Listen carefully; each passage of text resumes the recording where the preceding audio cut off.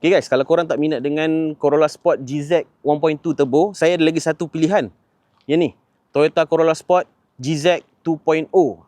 Enjin dia lagi power, body yang sama tapi enjin yang berbeza. Kalau 1.2 turbo, dia datang dengan horsepower 117. Lepas tu kalau untuk 2.0 ni, dia datang dengan horsepower dia 167. So kereta ni dia lebih powerful dan juga sedap untuk korang bawa dekat atas highway. So kereta ni tahun 2023 datang dengan enjin 2.0, automatic. Lepas tu dia datang sekali dengan full body kit Modelista, rim 18 inci, side skirt Modelista. Untuk bahagian belakang dia datang sekali dengan lip belakang Modelista. Okay?